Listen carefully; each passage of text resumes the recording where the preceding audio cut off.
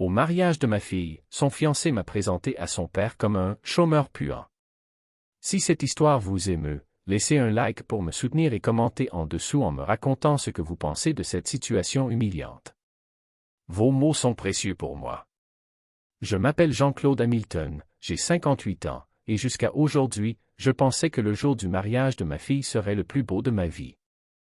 Je me trompais. Ce fut le jour où j'ai appris que parfois, il vaut mieux se taire et laisser la vérité parler d'elle-même. Ma fille Emma est née un soir de décembre 1995, sous la neige qui tombait sur Lyon. C'était notre troisième enfant, après Marc et Sophie, mais elle était différente. Dès ses premiers sourires, j'ai su qu'elle serait celle qui me donnerait le plus de joie, et le plus d'inquiétude. Emma était brillante, déterminée, mais aussi naïve sur les gens. Elle voyait toujours le bon côté des personnes, même quand ce bon côté n'existait pas. C'est peut-être pour ça qu'elle est tombée amoureuse de Théo Blanchard, un jeune homme de bonne famille parisienne qui travaillait dans la finance. Moi, j'avais grandi dans une famille modeste de Villeurbanne. Mon père était ouvrier chez Renault, ma mère faisait des ménages pour joindre les deux bouts.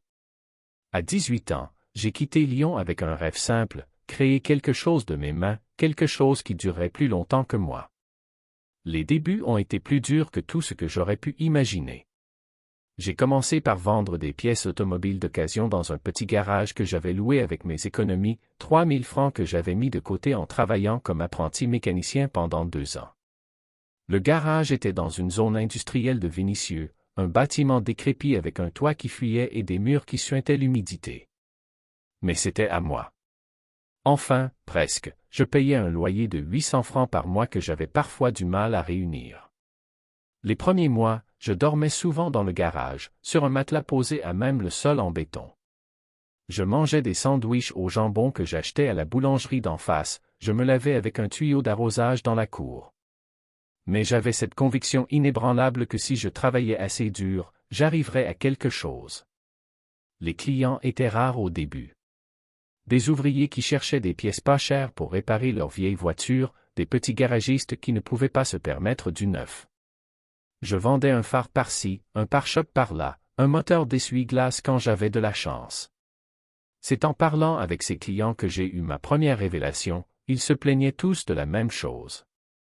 Les pièces d'origine coûtaient trop cher, les pièces d'occasion tombaient en panne au bout de quelques mois. Il y avait un créneau entre les deux, quelque chose qui n'existait pas encore. En 1985, j'ai eu une idée qui allait changer ma vie, et si au lieu de vendre des pièces d'occasion, je créais mes propres pièces? Des pièces de qualité, mais moins chères que celles des grands constructeurs. Le concept paraissait simple, la réalisation l'était beaucoup moins. J'ai hypothéqué la petite maison que Marie-Claire et moi avions achetée à crédit, j'ai emprunté de l'argent partout où je pouvais, à mes parents, à mes beaux-parents, même à mon ancien patron qui croyait en moi. Au total, j'ai réuni 150 000 francs. Une fortune pour nous à l'époque, mais une goutte d'eau dans l'océan de l'industrie automobile. J'ai créé Hamilton Automotive dans une ancienne usine textile abandonnée à Vaux-en-Velin. 50 employés au début, tous des ouvriers expérimentés que j'avais débauchés chez la concurrence en leur promettant de meilleures conditions de travail et un intéressement aux bénéfices. Les premières années ont été un enfer. Je travaillais 16 heures par jour, 7 jours sur 7. Marie-Claire s'occupait de tout à la maison, les enfants, les courses, les factures, l'administratif de l'entreprise qu'elle gérait le soir après avoir couché les petits. Nous n'avions pas un sou de côté, nous mangions des pâtes tous les soirs, nous n'avions jamais de vacances. Plusieurs fois j'ai pensé abandonner, retourner à mon petit garage d'occasion. Quand l'un de mes premiers gros clients a fait faillite en me devant 200 000 francs, j'ai cru que c'était fini. Marie-Claire m'a trouvé un soir, assis dans mon bureau, en train de pleurer sur les factures impayées. Jean-Claude, m'a-t-elle dit en me prenant dans ses bras, on n'abandonne pas. Pas maintenant. Pas après tout ce qu'on a sacrifié. Elle avait raison. Nous avons serré les dents, négocié des délais avec nos fournisseurs, vendu notre voiture pour garder l'entreprise à flot. Et nous avons continué. La percée est venue en 1992, de façon totalement inattendue. Un grand constructeur automobile français, que je ne nommerai pas par discrétion, avait un problème. Leur fournisseur habituel de pièces de suspension venait de faire faillite, et ils avaient besoin de pièces de remplacement pour un nouveau modèle qui sortait dans 6 mois. Ils ont lancé un appel d'offres en urgence. Mon devis était le moins cher, mais surtout, mes pièces étaient meilleures que celles de la concurrence. J'avais passé des mois à peaufiner l'alliage, à optimiser la conception, à tester la résistance. Mes pièces duraient 2 fois plus longtemps que celles d'origine, pour moitié prix. Le contrat s'élevait à 8 millions de francs. Plus que tout ce que j'avais gagné depuis la création de l'entreprise. Quand j'ai signé, mes mains tremblaient tellement que j'ai dû reprendre ma signature 3 fois. Ce contrat a sauvé mon entreprise et m'a ouvert les portes de l'industrie automobile européenne. En quelques mois, j'ai reçu des commandes de Peugeot, de Renault, même de marques allemandes et italiennes qui avaient entendu parler de la qualité Hamilton. En 10 ans, Hamilton Automotive est devenu une référence. Nous fournissions des pièces pour tous les grands constructeurs européens. J'avais 3 usines, celle de Lyon, celle de Saint-Étienne et celle que nous avions ouverte près de Clermont-Ferrand. 500 employés au total, un chiffre d'affaires de 50 millions d'euros par an. Ce qui m'a toujours rendu fier, c'est que nous n'étions pas seulement une entreprise qui fabriquait des pièces. Nous étions une famille. Chaque vendredi, je faisais le tour des 3 usines. Je connaissais le prénom de chaque ouvrier, l'âge de leurs enfants, leurs problèmes personnels, leurs rêves. Quand Marcel Dubois, notre chef d'atelier de Lyon, a eu des problèmes cardiaques, j'ai personnellement pris en charge ses frais médicaux et j'ai gardé son poste pendant ses 6 mois de convalescence. Sa femme m'a appelé en pleurant, « Monsieur Hamilton, vous nous sauvez la vie. » Quand la fille de Sylvie, notre comptable, a eu besoin d'une opération coûteuse à l'étranger, j'ai avancé l'argent sans poser de questions. 50 000 € pour sauver la vie d'une enfant de 8 ans. Pour moi, ce n'était même pas un dilemme. Monsieur Hamilton, me disait souvent Marie-Claire, vous ne pouvez pas sauver tout le monde. Mais pour moi, ces gens n'étaient pas juste des employés. Ils étaient ceux qui permettaient à mes rêves de devenir réalité. Le minimum que je pouvais faire, c'était de les traiter avec la dignité qu'ils méritaient. Cette philosophie nous a valu une réputation unique dans l'industrie. Jamais nous n'avons eu de grève, jamais nous n'avons eu de turnover important. Les grands groupes nous enviaient cette stabilité, cette loyauté mutuelle entre direction et employés. Mais malgré le succès, je n'ai jamais changé ma façon de vivre. Je continuais à me lever à 5 heures du matin, à visiter mes usines, à parler avec mes ouvriers. Je portais toujours des vêtements simples, costume gris de chez Célio, chemise blanche, cravate discrète. Je conduisais une Peugeot 306 de 3 ans, je mangeais à la cantine avec mes employés. Marie-Claire me disait souvent, « Jean-Claude, tu as réussi. Tu peux te permettre de vivre un peu mieux. » Mais pour moi, le luxe n'était pas dans les vêtements ou les voitures. Le luxe était de pouvoir payer les études de mes enfants, de savoir que mes employés avaient du travail stable, de rentrer chez moi le soir en sachant que j'avais fait quelque chose d'utile. En 2015, j'ai pris une décision qui a surpris tout le monde, j'ai vendu Hamilton Automotive à un grand groupe industriel allemand pour 120 millions d'euros. J'avais 60 ans, mes enfants étaient adultes, il était temps de passer à autre chose. La négociation a duré 6 mois. Les Allemands voulaient racheter l'entreprise depuis des années, mais j'avais toujours refusé. Cette fois, j'ai accepté, mais à une condition, ils devaient garder tous mes employés pendant au moins 5 ans, avec les mêmes salaires et les mêmes avantages. Monsieur Hamilton, m'avait dit le directeur allemand, vous êtes en position de force. Vous pourriez demander plus d'argent au lieu de vous préoccuper de vos employés. Ces gens m'ont donné 30 ans de leur vie, avais-je répondu. Je ne vais pas les abandonner maintenant. Le jour de la signature, j'ai organisé une grande fête dans l'usine principale. Tous les employés étaient là, avec leurs familles. J'ai fait un discours qui m'a pris des semaines à préparer, vous m'avez fait confiance quand nous n'étions rien. Grâce à vous, nous sommes devenus quelque chose. Cette réussite vous appartient autant qu'à moi. J'ai distribué une prime exceptionnelle à chaque employé. Les ouvriers ont reçu l'équivalent d'1 an de salaire, les cadres 2 ans. Au total, j'ai redistribué 15 millions d'euros. L'argent que j'avais gagné grâce à eux, il était normal qu'ils en profitent aussi. Marcel Dubois, les larmes aux yeux, est venu me serrer la main. « Monsieur Hamilton, on n'oubliera jamais ce que vous avez fait pour nous. » Mais, passer à autre chose, ne voulait pas dire rester inactif. Avec une partie de l'argent de la vente, j'ai créé la Fondation Hamilton, qui aide les jeunes entrepreneurs de milieux modestes à créer leur entreprise. Je donnais des conseils, je finançais des projets, je transmettais mon expérience. J'ai acheté un petit immeuble dans le 3e arrondissement de Lyon, que j'ai transformé en incubateur d'entreprise. 10 bureaux, une salle de réunion, un espace de coworking. Loyer symbolique pour les jeunes entrepreneurs que nous accompagnons. Officiellement, j'étais à la retraite. En réalité, je travaillais plus qu'avant, mais différemment. Je n'avais plus de bureau fixe, plus de costume-cravate, plus de voiture de fonction. Je ressemblais à un retraité ordinaire, et c'était exactement ce que je voulais. C'est dans ce contexte qu'Emma a rencontré Théo, en 2018. Elle finissait ses études de commerce à HEC, lui travaillait déjà dans une banque d'investissement parisienne. Il était beau, bien habillé, parlait anglais couramment, connaissait les bons restaurants. Tout ce que je n'étais pas. La première fois qu'Emma me l'a présenté, j'ai tout de suite senti qu'il me jugeait. Sa poignée de main était molle, son regard fuyant, son sourire forcé. Il portait un costume qui coûtait probablement plus que ma garde-robe entière, une montre suisse qui valait le prix d'une voiture, des chaussures italiennes cirées comme des miroirs. Quand Emma lui a dit que j'étais en retraite, j'ai vu dans ses yeux qu'il m'avait déjà classé, un petit retraité de province, pas très intéressant, certainement pas très riche.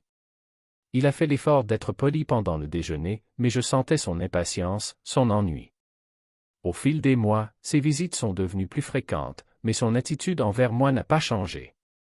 Il m'appelait Jean-Claude avec une familiarité condescendante, il parlait de son travail comme si c'était quelque chose que je ne pouvais pas comprendre, il faisait des allusions à l'importance d'avoir de l'ambition dans la vie. Je me souviens d'un dimanche particulièrement pénible où il était venu déjeuner chez nous. Emma avait préparé un pot-au-feu, un plat simple mais délicieux. Théo avait passé tout le repas à parler de ses deals à plusieurs millions, de ses clients fortunés, de ses week-ends dans des châteaux en Normandie. Jean-Claude, m'avait-il dit en coupant sa viande, vous devriez venir visiter Paris un jour. Je pourrais vous emmener dans quelques bons restaurants, vous montrer comment vivent les gens qui ont réussi. Emma avait rougi de honte. Théo, papa connaît Paris. Et puis, nous vivons très bien comme ça. Oh, je ne dis pas le contraire, avait-il répondu avec ce sourire condescendant que je détestais. Mais il faut reconnaître qu'il y a différents niveaux de vie. Moi, par exemple, mon bonus de fin d'année représente probablement plus que la retraite annuelle de Jean-Claude. J'avais serré les dents et continué à manger en silence. Marie-Claire me regardait avec inquiétude, elle me connaissait assez pour savoir que je bouillais intérieurement. Après ce repas, Emma s'était excusée pour son fiancé. « Papa, tu sais, Théo ne pense pas à mal. C'est juste qu'il a grandi dans un milieu différent. » « Je sais, ma chérie, avais-je répondu. Les gens jugent souvent en fonction de ce qu'ils connaissent. Emma était aux anges avec Théo. Elle voyait en lui l'homme moderne, intelligent, promis à un bel avenir. Elle me parlait de leurs projets, un appartement dans le 16e arrondissement, des voyages en première classe, une vie dorée à Paris. Quand il lui a fait sa demande en mariage dans un restaurant étoilé des Champs-Élysées, elle a dit oui sans hésiter.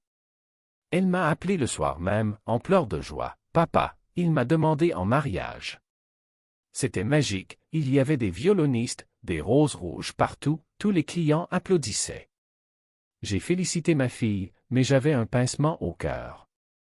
Ce garçon ne m'inspirait pas confiance, mais Emma était heureuse, et c'était tout ce qui comptait. Les préparatifs du mariage ont duré 1 an. Théo voulait une cérémonie grandiose, digne de son statut social. Le lieu choisi était le château de Malmaison, rien de moins. 500 invités, menu gastronomique signé par un chef étoilé, orchestre de 20 musiciens, voiture de luxe, photographe professionnel. Le budget dépassait les 100 000 €. Quand Emma m'a parlé du coût, j'ai proposé de participer aux frais. Après tout, c'était ma fille unique qui se mariait, et j'avais largement les moyens de contribuer. Mais Théo a refusé avec un sourire condescendant. c'est gentil Jean-Claude, mais nous préférons garder le contrôle sur l'organisation. Et puis, un mariage comme ça, c'est un investissement dans notre réseau professionnel. J'ai compris le message, mon argent de retraité n'était pas assez bien pour leur grand mariage. Ils préféraient s'endetter plutôt que d'accepter mon aide. Le jour J est arrivé. Emma était magnifique dans sa robe de dentelle qui avait coûté plus que ma première voiture. Moi, j'avais mis mon plus beau costume, celui que je portais pour les grandes occasions, un costume bleu marine acheté aux Galeries Lafayette il y a 5 ans, avec une chemise blanche et une cravate sobre. La cérémonie s'est bien passée. Emma rayonnait, Théo jouait parfaitement son rôle de jeune marié amoureux. J'étais ému aux larmes quand j'ai accompagné ma fille à l'hôtel, même si j'ai remarqué les regards en coin de certains invités sur mon costume démodé. Le château de Malmaison était somptueux. Les salons décorés avec des fleurs blanches et dorées, les nappes en lin fin, les couverts en argent, les verres en cristal. Tout respirait le luxe et le raffinement. Moi, avec mon costume simple et mes mains marquées par 30 ans de travail, je me sentais comme un intrus. Mais c'est pendant la réception que tout a basculé. Les invités étaient impressionnants, des banquiers en costume 3 pièces, des avocats aux montres clinquantes, des dirigeants d'entreprises aux voitures de sport, des politiques au sourire parfait. Tout le gratin parisien semblait être là. Des gens habitués au palace, aux restaurants étoilés, aux voyages en première classe. J'étais au bar, buvant tranquillement une bière, la seule boisson que j'avais trouvée qui ne coûtait pas plus que mon repas quotidien, quand Théo est venu me chercher. Il était déjà pas mal entamé et avait ce sourire arrogant que je commençais à détester. « Allez, beau-père, venez que je vous présente à mes patrons », a-t-il dit en me prenant par le bras avec une familiarité forcée. Il m'a traîné vers un groupe d'hommes en costume élégant qui discutaient près des fenêtres donnant sur les jardins. Ils avaient tous cet air de supériorité tranquille des gens qui ont toujours eu de l'argent, cette assurance qui vient avec les écoles privées et les comptes en banque bien garnis. « Messieurs », a lancé Théo avec sa voix de commercial, « je vous présente mon beau-père, Jean-Claude. Il est en retraite, enfin, disons qu'il est un spécialiste du chômage professionnel. » Les rires ont fusé. Pas des rires méchants au début, mais ces rires gênés qu'on fait quand quelqu'un dit quelque chose de déplacé mais qu'on ne veut pas faire de vague. « Théo. » Ai-je commencé, mais il m'a coupé d'un geste de la main. « Non mais sérieusement, Jean-Claude a découvert le secret de la retraite anticipée, ne jamais vraiment travailler, a-t-il continué, de plus en plus hilar. Regardez-le, il a l'air d'un ouvrier qui sort de l'usine. C'est ça, l'authenticité française. Emma a dû avoir pitié de lui, vous comprenez. Il a pris une nouvelle gorgée de champagne et a continué son numéro d'humiliation. Je vous jure, parfois je me demande ce qu'elle lui trouve. Moi, mes parents ont une maison de 400 mètres carrés à Neuilly, mon père dirige une société de conseil en stratégie, ma mère fait partie du conseil d'administration de 2 fondations caritatives. Et elle épouse le fils d'un quoi déjà, Jean-Claude? Vous me rappelez votre ancien métier? Cette fois, les rires étaient plus jaunes. Même ces bourgeois parisiens trouvaient que Théo y allait un peu fort. Mais personne n'a dit quoi que ce soit. J'ai vu quelques regards gênés, quelques sourires crispés, mais aucun d'eux n'a eu le courage de lui dire d'arrêter. Un homme plus âgé, avec une barbe grise et un air distingué, s'est même approché et a dit « Enfin Théo, vous exagérez peut-être un peu. Monsieur semble être un homme respectable. » Respectable, respectable, a ricané Théo. Tout le monde est respectable de nos jours. Mais il faut quand même reconnaître les différences de niveau, non? Je veux dire, regardez-nous, nous créons de la valeur, nous faisons tourner l'économie. Lui, il profite du système social français. J'ai regardé autour de moi. Emma était à l'autre bout de la salle, parlant avec ses amis d'enfance. Elle n'avait rien entendu, et c'était en mieux. Mes autres enfants, Marc et Sophie, étaient occupés avec leur propre famille, essayant de gérer leurs enfants dans cette atmosphère guindée. J'ai senti la colère monter en moi. Pas une colère explosive, mais une colère froide, calculée. Ce petit prétentieux était en train de m'humilier devant ses collègues, le jour du mariage de ma fille, et il trouvait ça drôle. Il se servait de moi comme d'un faire-valoir pour impressionner ses supérieurs. C'est vrai que je n'ai pas l'air d'un homme d'affaires, ai-je dit calmement, en posant ma bière sur un guéridon. Les apparences peuvent être trompeuses. Oh, Jean-Claude fait de la philosophie maintenant, a ricané Théo. C'est ça l'avantage de la retraite, on a le temps de réfléchir à la vie. Mais bon, réfléchir ne remplace pas l'action, pas vrai messieurs? Nouveau rire, encore plus gêné. Un des hommes du groupe, un type maigre avec des lunettes dorées et une Rolex au poignet, s'est approché de moi. Il me regardait bizarrement, comme s'il essayait de se souvenir de quelque chose. « Excusez-moi, a-t-il dit poliment, mais votre visage me dit quelque chose. Nous ne nous serions pas déjà rencontrés? Vous n'auriez pas travaillé dans l'industrie automobile? Possible, ai-je répondu évasivement. J'ai touché un peu à tout dans ma vie. Théo a éclaté de rire. Lui, dans l'industrie automobile? Il ne sait même pas changer une roue. Jean-Claude, racontez-leur votre expertise en mécanique.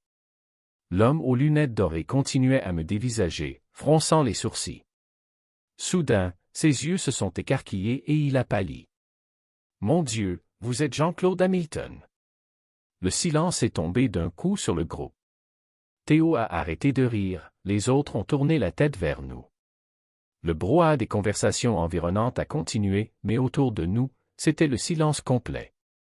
Hamilton, a répété un autre homme, en reposant brusquement son verre de champagne. Pas le Hamilton d'Hamilton Automotive? Si, a dit l'homme aux lunettes dorées, de plus en plus excité. Jean-Claude Hamilton, le fondateur d'Hamilton Automotive. Monsieur Hamilton, je suis Pierre Dubois, directeur général de Métal France. Mon père, qui dirigeait l'entreprise avant moi, parlait souvent de vous. Il disait que vous étiez le seul homme qu'il n'avait jamais réussi à battre en termes de qualité et de prix. Théo était devenu blanc comme un linge. Sa bouche s'ouvrait et se fermait comme celle d'un poisson hors de l'eau. Les autres hommes me regardaient maintenant avec un respect évident. Hamilton Automotive, a murmuré un troisième homme, un type élégant avec une cravate Hermès. La société qui a révolutionné les pièces automobiles dans les années 90. J'ai lu un cas d'étude sur vous à HEC. Vous avez vendu votre entreprise pour plus de 100 millions d'euros, non? J'ai hoché la tête modestement. 120 millions, pour être précis. L'homme à la barbe grise qui avait hanté de défendre ma réputation quelques minutes plus tôt s'est avancé, l'air penaud. Mon Dieu, Jean-Claude Hamilton. Maintenant je me souviens. J'étais présent lors de votre conférence à HEC en 2010. De l'artisanat à l'industrie, comment rester humain en grandissant. Vous aviez marqué tous les étudiants ce jour-là. Vous étiez à HEC, a balbutié Théo, complètement abasourdi. Non, ai-je répondu calmement. J'étais invité pour parler aux étudiants. L'école voulait leur montrer qu'on pouvait réussir sans avoir fait Polytechnique ou l'ENA. Pierre Dubois s'est mis à rire, mais pas un rire moqueur, un rire admiratif. Et comment? Monsieur Hamilton, vous souvenez-vous de l'affaire Renault en 1998? Quand ils ont voulu résilier tous leurs contrats avec leurs fournisseurs traditionnels pour faire des économies? Vaguement, ai-je dit avec un petit sourire. Vaguement. Vous leur avez dit que s'ils cassaient leur contrat avec Hamilton Automotive, non seulement vous iriez chez la concurrence, mais vous emmèneriez avec vous tous les secrets de fabrication que vous aviez développés spécialement pour eux. En 24 heures, ils vous suppliaient de rester. Il fallait défendre mes employés, ai-je dit simplement. Renault voulait nous imposer une baisse de prix de 30%. Ça aurait signifié licencier la moitié de mes ouvriers. Et vous avez gagné, s'est exclamé François Martineau, un homme que je n'avais pas encore remarqué. Non seulement ils ont gardé les anciens prix, mais ils vous ont donné des contrats supplémentaires. Cette histoire est devenue légendaire dans les écoles de commerce. Théo était maintenant livide. Il regardait alternativement tous ces hommes respectables qui parlaient de moi comme d'une légende vivante, puis il me regardait, moi, dans mon costume de province et mes chaussures fatiguées. Mais alors, a balbutié Théo, vous êtes riche. La richesse est relative, ai-je répondu calmement. Disons que j'ai eu de la chance en affaires. Pierre Dubois s'est mis à rire de plus belle. De la chance? Monsieur Hamilton, mon père disait que vous étiez le businessman le plus malin qu'il ait jamais rencontré. Vous avez créé une entreprise de zéro et vous en avez fait un empire. Tout le secteur automobile européen vous respectait. Respectait et redoutait, a ajouté François Martineau. J'ai entendu dire que quand Hamilton Automotive sortait un nouveau produit, tous les concurrents tremblaient. La nouvelle s'est répandue dans la salle comme une traînée de poudre. En quelques minutes, j'étais entouré d'hommes d'affaires qui voulaient me serrer la main, me poser des questions sur mes méthodes, me parler de leurs propres entreprises. Monsieur Hamilton, a dit un homme élégant qui s'était approché, je suis François Martineau, président du groupe Martineau Industries. Nous aurions adoré travailler avec Hamilton Automotive à l'époque. Votre réputation était légendaire. Légendaire et terrifiante, a ajouté un autre. On racontait que vous connaissiez personnellement chacun de vos employés et que vous visitiez vos usines tous les jours. C'est vrai, ai-je confirmé. Comment peut-on diriger une entreprise si on ne connaît pas les gens qui la font tourner? Emma avait fini par remarquer l'attroupement autour de moi. Elle s'est approchée, intriguée de voir son père soudainement au centre de l'attention de tous ces hommes importants. Papa! Qu'est-ce qui se passe? Ta fille, s'est exclamé Pierre Dubois. Mademoiselle, vous avez de la chance d'avoir un père comme ça. Jean-Claude Hamilton est une légende dans le monde industriel français. Emma me regardait avec des yeux ronds. Papa, de quoi il parle? Théo, qui était resté silencieux pendant tout l'échange, s'est finalement approché. Il était rouge de honte et transpirait malgré la fraîcheur de la soirée. Emma, a-t-il dit d'une voix étranglée, ton père est Jean-Claude Hamilton. Le fondateur d'Hamilton Automotive. Et alors, a demandé Emma, qui ne comprenait toujours pas l'ampleur de la révélation. Emma, ma chérie, suis-je intervenu doucement, Hamilton Automotive était mon entreprise. Je l'ai créée, dirigée pendant 30 ans, puis vendue en 2015. Vendue pour 120 millions d'euros, a précisé quelqu'un dans l'assistance. Emma a pâli, puis rougi, puis pâli à nouveau. Papa, tu veux dire que tu es millionnaire? Multimillionnaire serait plus exact, a murmuré Théo, complètement abattu. Mais pourquoi tu ne nous l'as jamais dit, a demandé Emma, les larmes aux yeux. Parce que ça n'a jamais eu d'importance, ai-je répondu. L'argent ne change pas qui on est. Et puis, j'ai toujours préféré qu'on me juge sur mes actes plutôt que sur mon compte en banque. Un silence lourd s'est installé. Théo fixait ses chaussures italiennes, incapable de soutenir mon regard. Emma semblait encore sous le choc. Les invités autour de nous écoutaient chaque mot, certains sortant discrètement leur téléphone pour filmer ou prendre des photos. Théo, ai-je dit calmement, tantôt vous avez dit que j'étais un spécialiste du chômage professionnel. C'est votre vision des entrepreneurs à la retraite. Il a levé les yeux vers moi, et j'ai vu qu'ils étaient remplis de larmes de honte. Monsieur Hamilton. Jean-Claude, je suis désolé. Je ne savais pas. Vous ne saviez pas quoi? Que je valais quelque chose. Que j'avais réussi dans la vie. Que j'étais digne de respect. Non, ce n'est pas ça. Si, c'est exactement ça, ai-je dit fermement. Depuis 2 ans, vous me traitez comme un vieux retraité insignifiant. Vous ne m'avez jamais posé une seule question sur mon passé, sur ce que j'avais fait dans la vie. Vous aviez décidé que j'étais un nobody, et ça vous suffisait. Emma s'est rapprochée de moi, les larmes coulant maintenant librement sur ses joues. Papa, je suis désolé. Moi aussi j'aurais dû. Toi, ma chérie, tu n'as rien à te reprocher. Tu es ma fille, tu m'aimes pour ce que je suis, pas pour ce que j'ai accompli. C'est normal et c'est beau. Pierre Dubois s'est penché vers moi.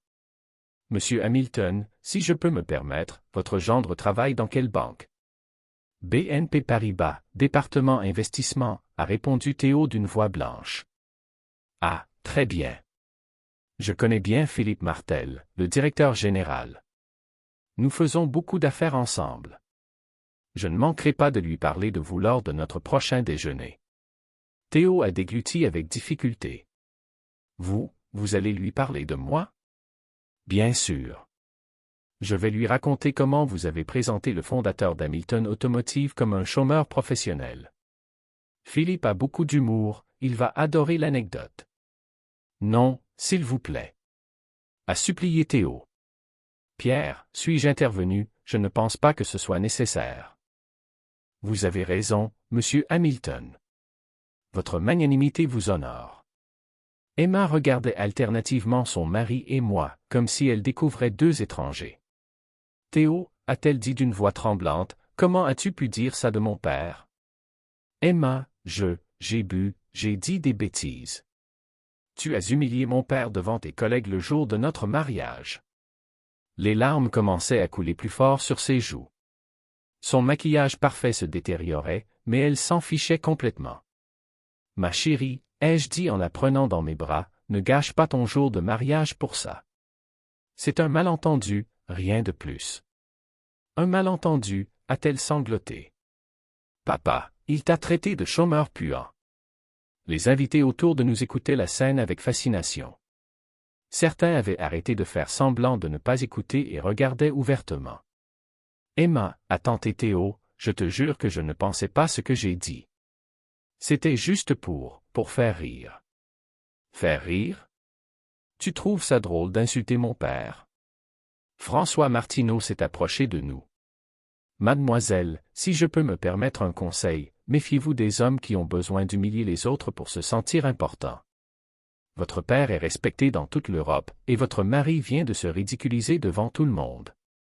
Monsieur Martineau, ai-je dit fermement, je vous prie de ne pas vous mêler de nos affaires familiales. Vous avez raison, excusez-moi. Emma s'est détachée de moi et a fait face à Théo. Je veux que tu présentes des excuses à mon père. Devant tout le monde. Emma, s'il te plaît, pas ici. Si, ici. Tu l'as humilié ici, tu vas t'excuser ici. Le silence s'est fait dans une grande partie de la salle. Les conversations s'arrêtaient, les têtes se tournaient vers nous. L'orchestre a même arrêté de jouer. Théo regardait autour de lui, paniqué. Il voyait ses collègues, ses amis, ses supérieurs hiérarchiques qui le regardaient tous avec un mélange de dégoût et de mépris. Théo, ai-je dit calmement, vous n'avez pas besoin de vous excuser publiquement. Un malentendu entre nous suffit. Non papa, a insisté Emma. Il doit assumer ce qu'il a dit. Théo a pris une grande inspiration et s'est tourné vers moi. Monsieur Hamilton. Jean-Claude, je vous présente mes excuses les plus sincères. Ce que j'ai dit était stupide, méchant et complètement faux. Je n'ai aucune excuse. Apologie acceptée, ai-je dit simplement. Non, ce n'est pas suffisant, a dit Emma. Théo, dis à tous ces gens qui est vraiment mon père. Théo était maintenant écarlate. Il s'est tourné vers l'assemblée qui s'était formée et a dit d'une voix forte, « Mesdames et messieurs, je voudrais vous présenter mon beau-père, Jean-Claude Hamilton, fondateur et ancien PDG d'Hamilton Automotive, l'une des plus grandes réussites industrielles françaises des 30 dernières années. » Des applaudissements ont éclaté dans la salle. Spontanés, respectueux, admiratifs. Même l'orchestre s'est joint aux applaudissements. Et maintenant, a ajouté Emma, dis-leur ce que tu as dit de lui il y a 10 minutes. Emma. Ai-je essayé d'intervenir? Non papa, laisse-le parler. Théo avait l'air d'un condamné à mort. J'ai dit qu'il était un chômeur professionnel. Et je l'ai traité de façon irrespectueuse. Les applaudissements se sont arrêtés. Un murmure désapprobateur a parcouru la salle. Voilà, a dit Emma en se tournant vers moi. Maintenant tout le monde sait qui tu es vraiment, papa. Elle m'a embrassé sur la joue et s'est éloignée vers le fond de la salle, laissant Théo seul au milieu du cercle qui s'était formé autour de nous. Pierre Dubois s'est approché de moi une dernière fois. Monsieur Hamilton, je voulais vous dire, j'ai une fille de 25 ans qui termine ses études de commerce. Si un jour vous aviez des conseils à lui donner. Bien sûr, ai-je répondu. Voici ma carte. J'ai sorti de ma poche une carte simple, blanche, avec juste mon nom et mon numéro de téléphone. Fondation Hamilton était écrit en petit en bas. La Fondation Hamilton a demandé quelqu'un. Je finance et accompagne de jeunes entrepreneurs issus de milieux modestes. C'est ma façon de rendre ce que la vie m'a donné. Admirable, a murmuré François Martineau. Vraiment admirable. La soirée s'est poursuivie, mais l'ambiance avait complètement changé. Théo était devenu persona non grata même parmi ses propres collègues. Emma passait son temps à me présenter fièrement à ses amis, rattrapant les années où elle n'avait pas su qui j'étais vraiment. Vers minuit, au moment où je m'apprêtais à partir, Théo s'est approché de moi une dernière fois. « Monsieur Hamilton. Jean-Claude, est-ce que nous pourrions parler? » Bien sûr. Nous nous sommes isolés dans un petit salon attenant à la grande salle de réception. La pièce était décorée avec goût, avec des fauteuils en cuir et des tableaux du XVIIIe siècle. Théo s'est effondré dans un fauteuil, la tête dans les mains. Je voulais vous dire, ce que j'ai fait ce soir est impardonnable. Je comprends si vous ne voulez plus jamais me voir. Théo, vous avez épousé ma fille aujourd'hui. Que ça me plaise ou non, vous faites partie de la famille maintenant. Il a levé les yeux vers moi, et j'ai vu qu'ils étaient rougis par les larmes et l'alcool. Mais comment avez-vous pu supporter ça? Pendant 2 ans, je vous ai traité comme un moins que rien. Et vous n'avez jamais rien dit. Qu'est-ce que j'aurais dû dire? Attention, je vaux 120 millions d'euros? Ce n'est pas comme ça qu'on juge la valeur d'un homme. Mais vous auriez pu me remettre à ma place, me montrer qui vous étiez vraiment. Théo, si j'avais fait ça, qu'est-ce que j'aurais appris sur vous? Vous auriez été gentil avec moi parce que j'étais riche, pas parce que j'étais le père d'Emma. Maintenant, au moins, je sais qui vous êtes quand vous pensez être en position de force. Il s'est pris la tête entre les mains. Et qui suis-je, d'après vous? Un jeune homme qui a peur de ne pas être à la hauteur, alors il écrase les autres pour se sentir supérieur. Mais la bonne nouvelle, c'est que ce n'est pas irréversible. Mais pourquoi? Pourquoi vous ne m'avez jamais dit qui vous étiez? Je me suis assis dans le fauteuil en face de lui et je l'ai regardé. Parce que je voulais savoir qui vous étiez vraiment, vous. Et maintenant je le sais. Je ne suis pas quelqu'un de mauvais, a-t-il plaidé. Je suis juste, j'ai grandi dans un milieu où l'apparence compte beaucoup. Je me suis laissé influencer par votre éducation, votre milieu, vos fréquentations. Je comprends. Mais aujourd'hui, vous avez une femme extraordinaire qui vous aime. La question est, qu'est-ce que vous allez faire de cette seconde chance? Une seconde chance. Théo, dans quelques mois, tout le monde aura oublié cet incident. Mais Emma, elle, n'oubliera jamais comment vous avez traité son père. À vous de voir si vous voulez réparer ça ou si vous préférez continuer à juger les gens sur leur apparence. Il a hoché la tête, les yeux humides. Qu'est-ce que je peux faire? Commencez par respecter votre femme. Et par extension, sa famille. Nous ne sommes peut-être pas parisiens, nous ne fréquentons peut-être pas les mêmes cercles que vous, mais nous valons autant que vos amis banquiers. Vous avez raison. Et arrêtez de vouloir impressionner vos collègues en rabaissant les autres. Le respect ne se gagne pas en humiliant. Je comprends. Je me suis levé et je lui ai tendu la main. Maintenant, allez retrouver votre femme et excusez-vous auprès d'elle aussi. C'est elle qui a le plus souffert ce soir. Il m'a serré la main avec reconnaissance. Merci, Jean-Claude.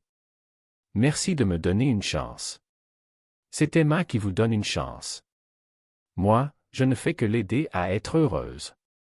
En sortant du château ce soir-là, j'ai repensé à toute cette histoire. Au fond, Théo n'était qu'un jeune homme immature qui avait grandi dans un monde superficiel. Il pouvait changer, apprendre, devenir meilleur. Et moi? J'avais appris quelque chose aussi, que parfois, il vaut mieux laisser les gens révéler qui ils sont vraiment avant de leur montrer qui nous sommes. 6 mois plus tard, Théo a demandé à me rencontrer. Il voulait me parler d'un projet, créer sa propre société de conseil financier, spécialisée dans l'accompagnement des PME familiales. J'aimerais m'inspirer de votre parcours, m'a-t-il dit. Commencez petit, construire quelque chose de solide, de durable.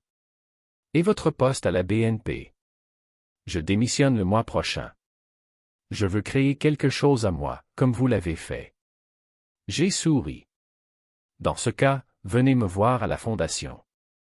Nous avons peut-être quelque chose à nous dire.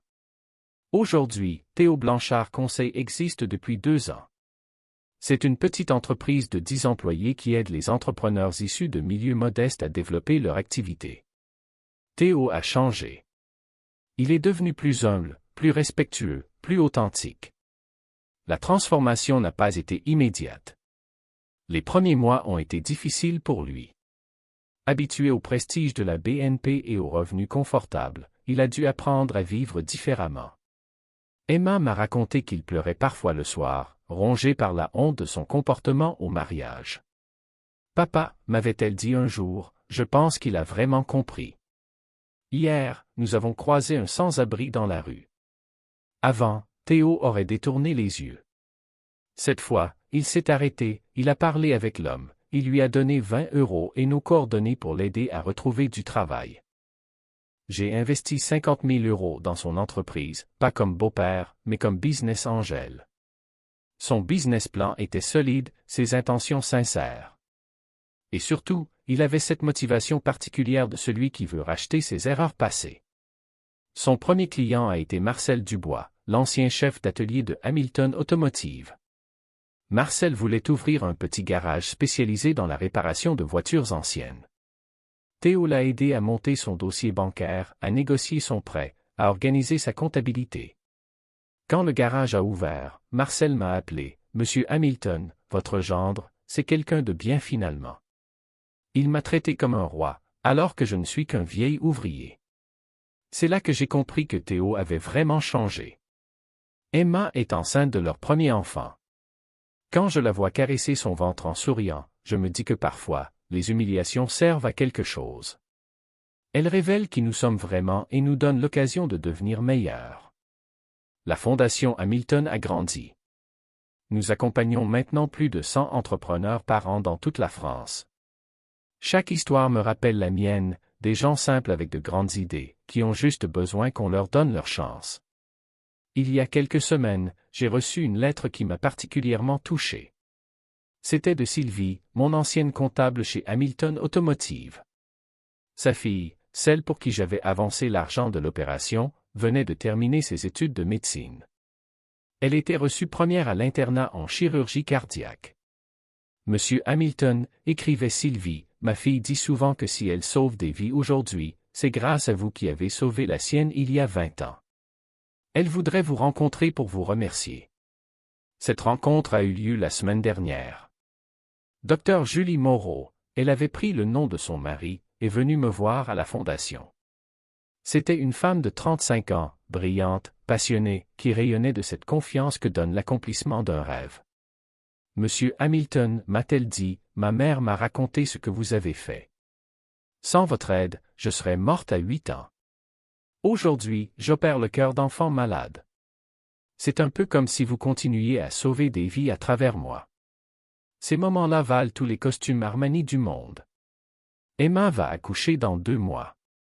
Elle veut appeler son fils Jean-Claude si c'est un garçon. Pour qu'il se souvienne qu'on peut être fier de son grand-père, m'a-t-elle dit. Théo était d'accord. Il faut qu'il comprenne dès le début que la vraie richesse ne se compte pas en euros, a-t-il ajouté. Et moi?